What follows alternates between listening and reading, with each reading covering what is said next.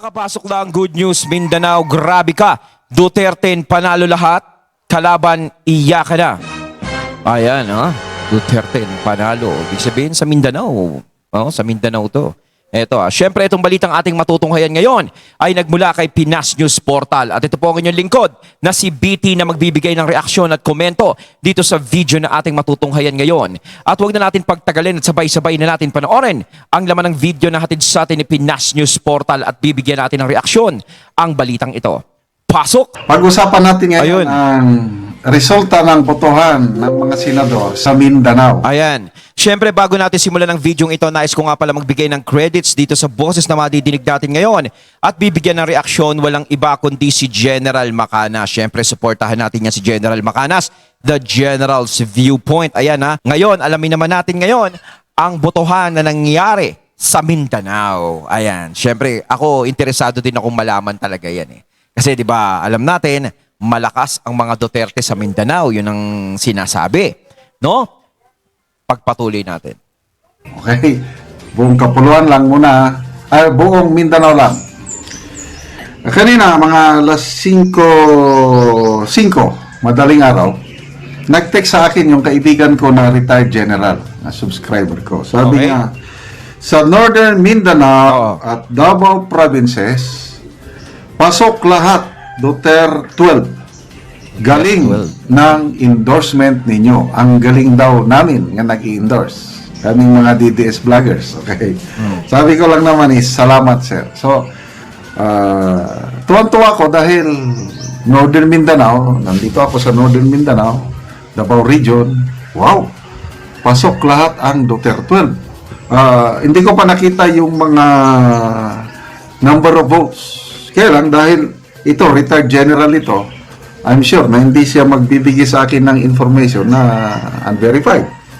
Ngayon, may nakita ko na post ni Dare to Ask. Isang magaling na DDS vlogger. Ito ang post ni Dare to Ask. Astig talaga ang Mindanao vote. Ang buong top 12. Solid PDP laban. Wala man lang nakasingit. Duterte plus Aimee plus Camille. So dito sinasabi na sa Mindanao talaga, sa nangyaring botohan ay nakapasok ang Duterte 12. Hindi lang Duterte Siyempre nadagdag diyan si Aimee at saka si Camille. Ngayon dalawang sureball na senador na sila. Kaya Sen Aimee na at saka Sen Camille Villar na. 'Di ba? So kung yung Duterte talaga is naging solid sa Mindanao, talagang, ito sinasabi nga dito, sa nire-reaction na natin. Bakit hindi nakapasok sila? Ayun yung nagiging tanong sa akin 'di ba? Ayoko namang magsalita ng hindi maganda na tayo'y 'di ba? 'Di ba mga katunay? Pero syempre, 'di ba? Alam naman natin ang Mindanao, isa sa napakalaking lugar 'yan. 'Di ba? Napakalaking lugar niyan. Mindanao. Hindi lang basta-basta. So kung talagang solid talaga dyan, is malaki ang nagiging boto ng Duterte 12 senatorial at nakakapasok sila dyan, bakit kaya hindi sila nakapasok pagdating dito sa naging resulta? Ibig sabihin ba sa NCR, dito sa Luzon, sa Visayas is mahina sila? Ganun ba yun?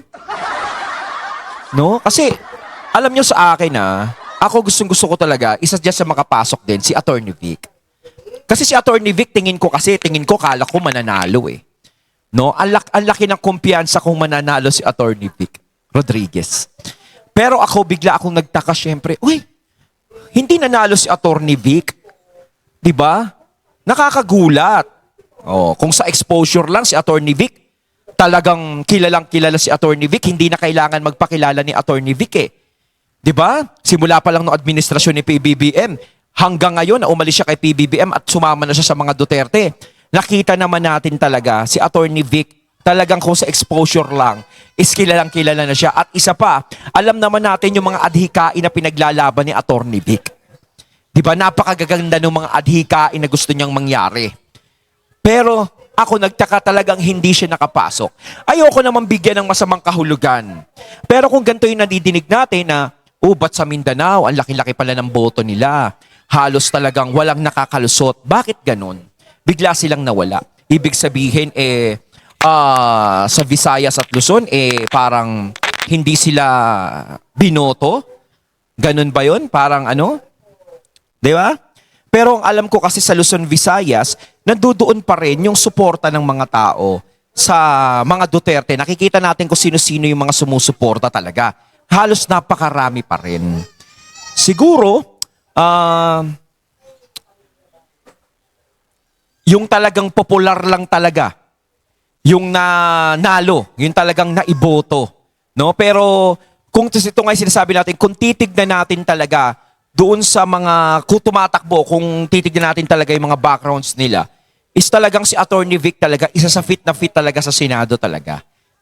Pati si Jimmy Bondoc, isa rin yan sa fit na fit sa Senado. Hindi naman dahil sa kaalyado sila ng mga Duterte, hindi eh. Kahit saan sila ilagay, di ba? Kahit nasaan partido sila, nakikita kong fit na fit sila. Iba yung pananaw nila. Siyempre, nandiyan din yung Duterte. Yung mga nakasama sa Duterte, yung iba pa. No? Pero syempre, kung sa lang talaga, yung sa kilala, no? Talagang sa may talaga, is si Jimmy Bondoc tsaka si Attorney Vic, nakakapanghinayang. Syempre yung iba na hindi nanalo, yung hindi pinalad, meron pa namang next election sa 2028 na pwede nilang patunayan ng kanilang mga sarili. At syempre, patuloy pa rin tayong susuporta sa kanila. Ganun yan. No? Kumbaga ang sinasabi ko dito, nanghihinayang ako kay Attorney Vic tsaka kay Jimmy Bondoc. Doon ako nanghihinayang talaga. Kayo mga katunay. Walang ibang nakasingit. Iba ang Mindanao. Sulit Duterte. Sabi ko, wow! Wow. Sinesearch ko pa, hindi ko pa nakita yung result of votes in different regions or provinces sa Mindanao. But knowing there to us, napakagaling mag-research ito, naniniwala ko. And paki-comment mo ko, no, mga kaibigan, lalo na mga kapwa ko taga Mindanao, mga nagmamahal sa mga Duterte. Tama ba ito? Na buong Mindanao, walang nakapasok ni isang senador galing sa kabilang bakod. Ito tatanungin din natin yung mga katunay natin na nanonood sa atin dito sa channel natin. Yung mga katunay natin na taga Mindanao. Alam ko kayo, alam nyo yan eh. Na-obserbahan nyo yan dyan sa inyong mga lugar. Ano sa tingin nyo ba yung sinasabi ni General Macanas na talagang ang Duterte 12 o Duterte talagang malakas sa Mindanao nitong dumaang eleksyon na to? Paki-comment na lang mga katunay ha, yung mga kababayan natin sa Mindanao na nanonood sa atin dito. Puros Duterte plus 2.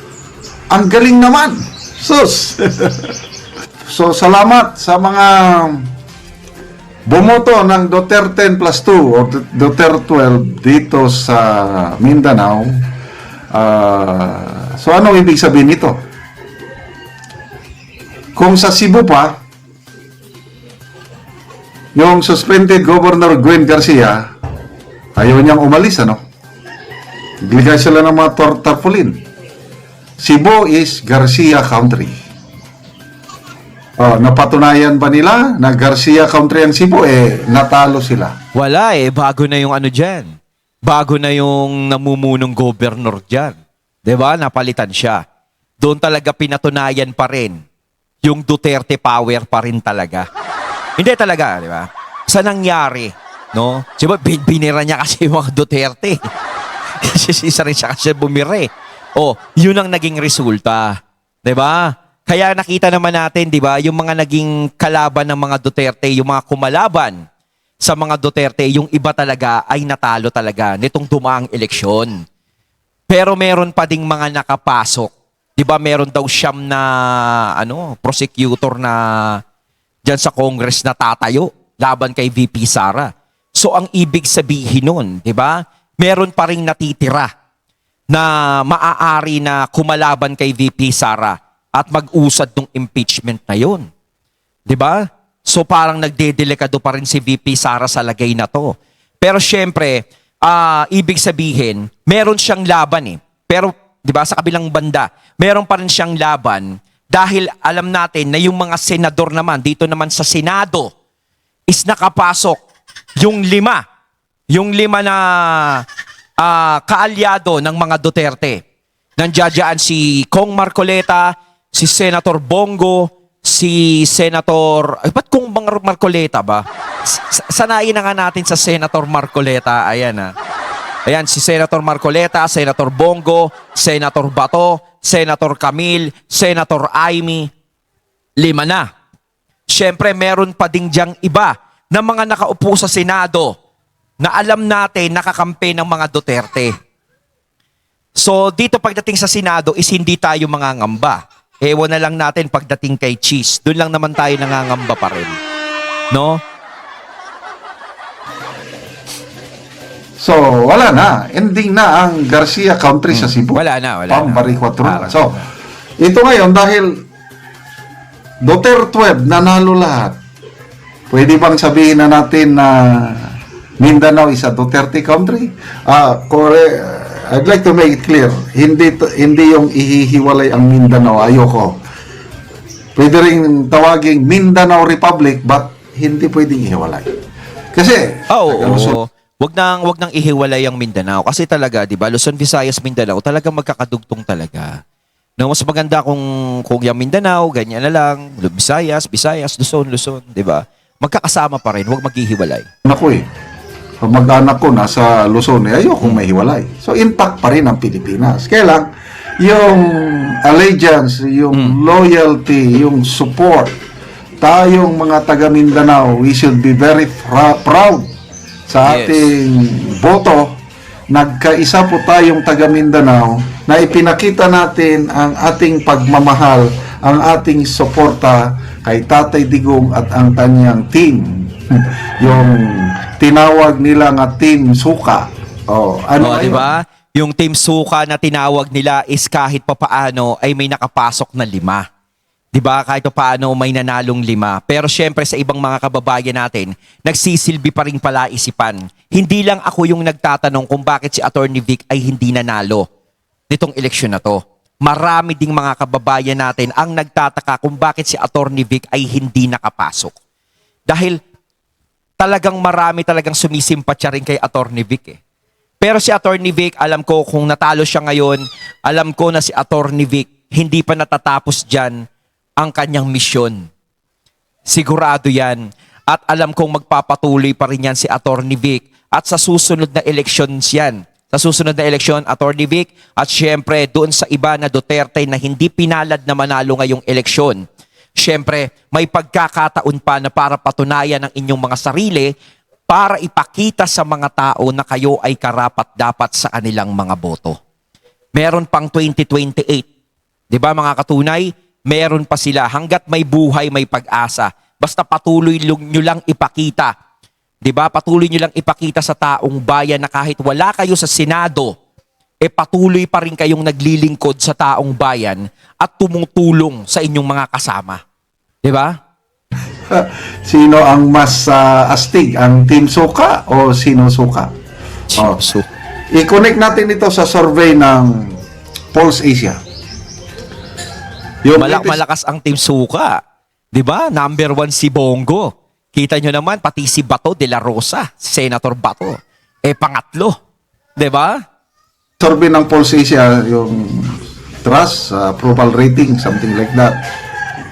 Si BP Sara, 97% ang kanyang trust or approval rating dito sa Mindanao. Ikumpara mo kay BBM, it's only 4%. Mas lalo na si Speaker Martin Romualdez, only 2%. So, kumandidato congressman niya, walang kalaban eh. Patag na patag eh. No?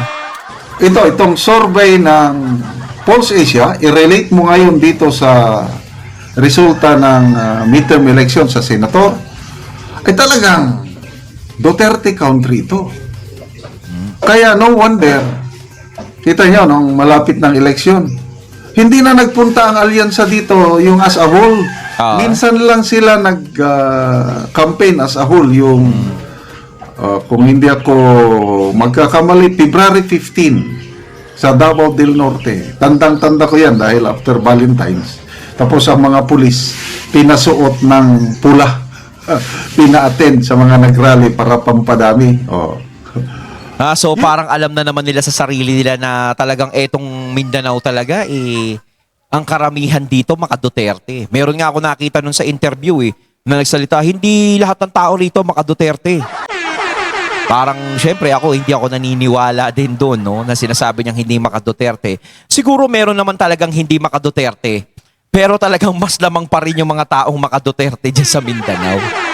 Nakita naman natin nung si PRRD dinala sa ICC.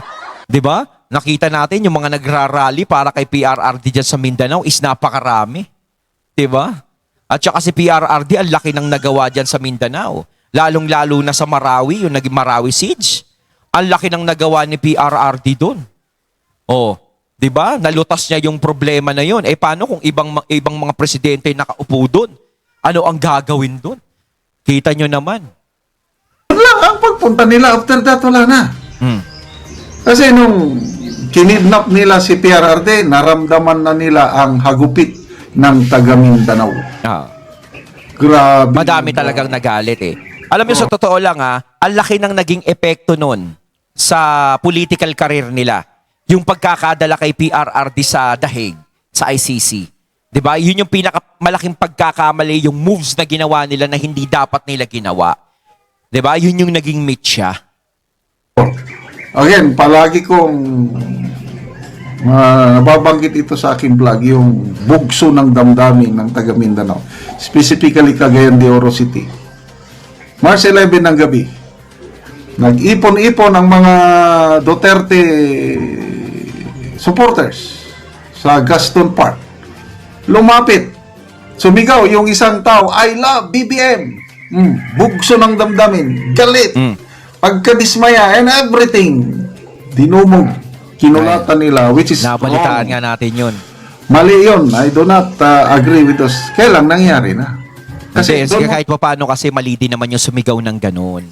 Alam naman yung mga araw na yun, yung mga panahon na yun, syempre, naninibugho lahat ng mga tao. Syempre, nasaktan sila sa nangyari, lalo na kung supporter sila ni Tatay Digong. Kung talagang solid. Tapos biglang magsisigaw ng ganun. Syempre, hindi nila mapipigilan minsan yung sarili nila na, sira ulo to Parang bastos. Parang ganun talaga. Kaya aabutin niya talaga yun.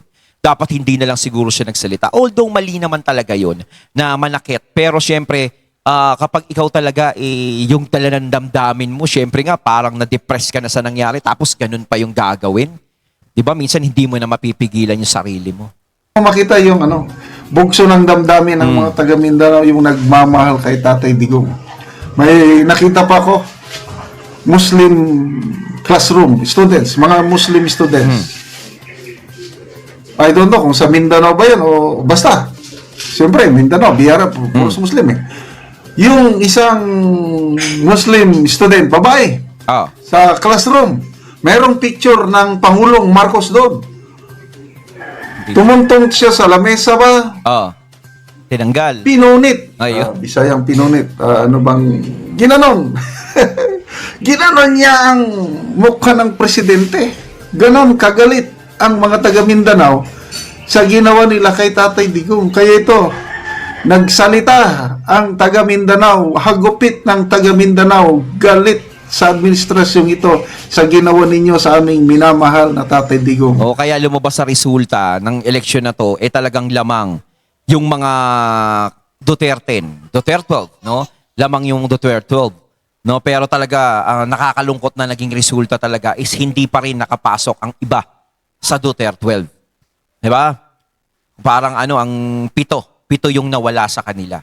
Pero yung pito na yon, huwag kayong mawala ng pag-asa. No, alam ko malakas ang loob nyo Alam ko itutuloy-tuloy nyo pa rin 'yan. Hindi ako original taga Mindanao Taga Ilocos region ako, Ilocano. I still consider myself Marcos loyalist. Kailang loyalist sa Marcos Sr. Dahil ramdam ko, kitang-kita ko kung yung magandang good governance ng Marcos Sr. Ako kasi para sa akin isa din ako sa naging tagahanga, no, na humahanga kay Marcos Sr., no? Kay late President Marcos Sr., no? Talagang humahanga ako sa nagawa niya sa Pilipinas. No, syempre nanay at tatay ko, talagang solid ano yan eh, solid Apulaca yan, supporter ni Apulaca yan. Loyalist sila, pero kay Marcos Sr. 'Di ba? Ako, believe naman ako sa mga nagagawa ng Marcos kay Marcos Sr. talaga. Ang laki ng respeto ko diyan. Kaya ko sinuportahan ng Marcos Jr. nung nakarang eleksyon noong 2022. Kailan? Ganon din ako kasi syempre yung nanay at tatay ko, 'di ba? Ano yan eh, Marcos Sr. loyalist yan. Syempre tayo mapapaboto na rin ng ganon sa pati syempre kung isipin mo yung tatay ganon eh, yung anak pa kaya. O kaya boboto natin, no? At isa pa, hindi lang 'yon. Dahil alam natin na katandem ng mga Duterte, alam naman natin ng mga Duterte, hindi basta-basta sumasama yan kung alam nila na walang yayong sasamahan nila, yung tipo na mga abusado. Kaya syempre, napaboto na rin tayo dahil syempre is nakasama nila si VP Sara. No? Eh, hindi naman natin alam na ganitong mangyayari ngayon. Budol ako, nabudol tayo. Instead na bayan babangon muli, iyon na. Bayan Bumangon bangkay, ang bumangon muli. bumabaon uli. So, ano ngayon? May mukha pa ba bang ihaharap ang presidente pagpunta sa Mindanao? Of course, he can always come to Mindanao. Yeah. Dahil presidente siya. Presidente siya. Kailang yung kanyang asim, may asim pa ba siya dito? Yun lang. Wala na. Yun lang Nakakaya ng presidente sayang. pag dito lang sa Mindanao hanggat hindi ninyo maibabalik ang aming minamahal. Ayon, at ating natunghayan ng video na nagmula kay Pinas News Portal. At syempre natunghayan natin ang boses na yon na binigyan natin ng reaksyon walang iba kundi si General Macanas. Kayo mga katunay, anong masasabi nyo tungkol dito? Comment lang po kayo sa comment box. So once again, I'm BT and I'm out. Peace.